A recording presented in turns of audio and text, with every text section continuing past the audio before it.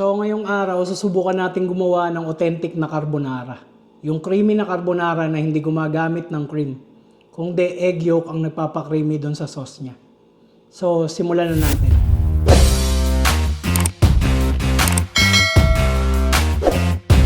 So ang isang authentic na ingredients niya, gagamit tayo ng guanciale. Itong guanciale, galing siya doon sa pisngi ng baboy na cured. Kung wala kayong makitang guanciale, so hindi yun original na carbonara. Pero alternatively, gumagamit sila ng pancetta or bacon. So, prepare lang natin yung guanciale.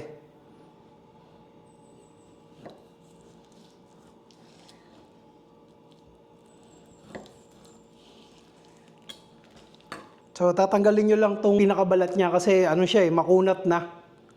Para hindi na siya magandang kainin.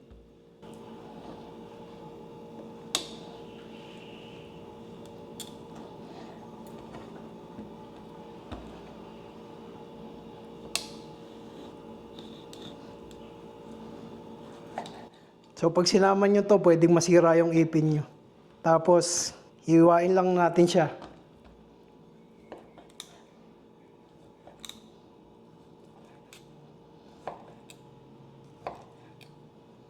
So kung makita nyo, medyo chunky ko siya hiniwa kasi puro taba yan. Mamaya mare-render yan pagka niluto natin.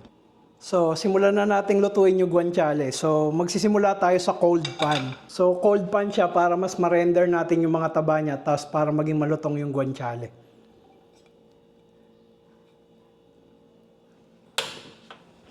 Tapos, siguraduhin nyo lang yung apoy nyo medyo mababa or mahina. Tapos, slowly nating i-render.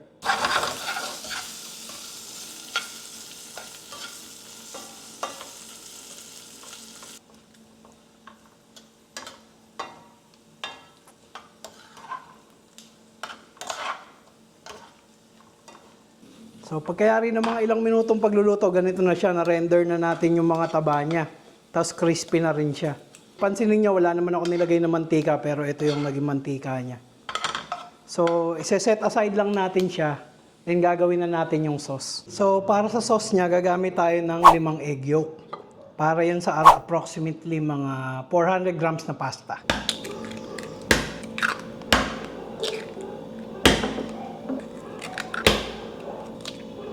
So, bali ito, mas madaling paraan ng paghihiwalay ng egg white tsaka ng egg yolk. Tapos, tansyahin nyo rin, kung medyo maliit yung mga egg yolk nyo, pwede pa kayong maglagay ng additional para extra creamy yung sauce. Tapos, itong mga egg white, huwag nyo itatapon. Pwede nyo gawing merang o kaya pwede nyo ring iprito. Then, iwis lang natin. Then, isa pang main ingredients nitong carbonara is ito, pecorino romano. So, gawa siya sa gatas ng mga tupa o sheep. Tapos, ang lasa nito medyo maalat, kaya hindi na tayo gagamit ng asin. Tapos, yung guanciale natin, maalat din yun. Kaya yun na yung magbibigay ng lasa. I-grate lang natin.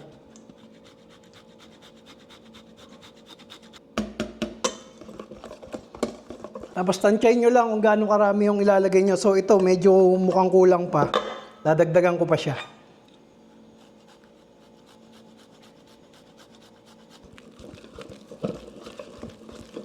Pagkayari nating i-mix yan, maglalagay din tayo ng konting fat galing dun sa guanciale. Tsaka lang natin i-mix. Tapos maglalagay din tayo ng black pepper. So makita nyo, ganyan yung itsura ng paste ng sauce natin. So set aside lang natin, tapos lutuin natin yung pasta. So magpapainit lang tayo ng tubig. Tapos ito, very important, maglalagay tayo ng asin sa tubig.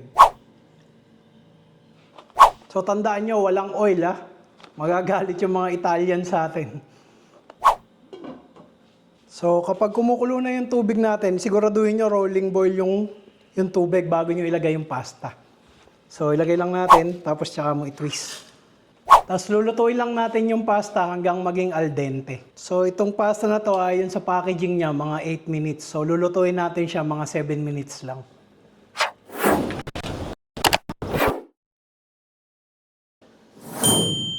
So check lang natin kung luto na siya.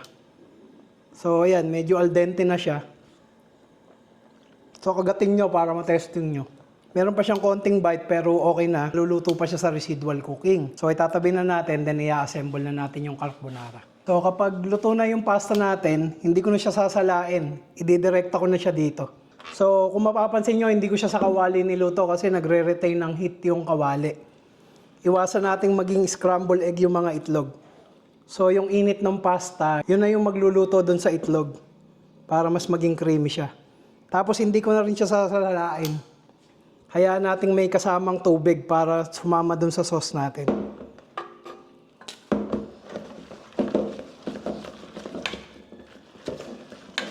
So halu-haluin nyo lang. So kung mapapansin nyo, sobrang creamy na niya. Magdadagdag lang tayo ng konting pasta water. Tapos halu-haluin nyo lang hanggang ma-emulsify yung itlog tsaka yung cheese. Ibabalik na rin natin yung guanciale. So hindi ko ilalagay lahat. Yung iba gagamitin ko for garnish. So makikita nyo sobrang creamy niya na. Tapos, pa-plating na natin siya.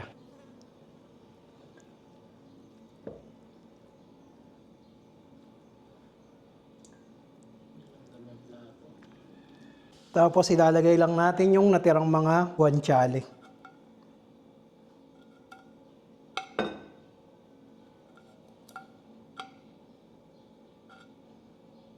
Maglalagay din tayo ng black pepper.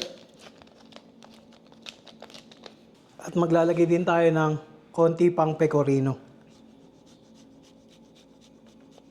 So, and that's it. Tapos na ang ating authentic Italian carbonara.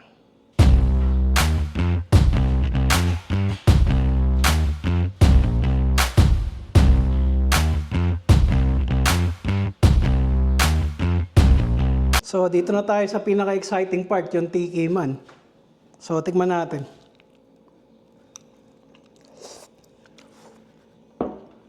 So, sobrang creamy niya. Halos parang nagme-melt sa bibig mo. So, masasabi kong successful yung recipe na to. Bali, sobrang creamy niya kahit wala tayong nilagay ng cream. Tapos, hindi rin tayo naglagay ng salt dun sa sauce niya. Malasa na rin siya. Gawa ng pecorino at saka ng guanciale. So, pwede nyong gayahin to. Tapos, ilalagay ko yung recipe sa description below. So, if you like this video, please don't forget to subscribe. And click na rin yung notification bell para updated kayo sa mga susunod kong upload.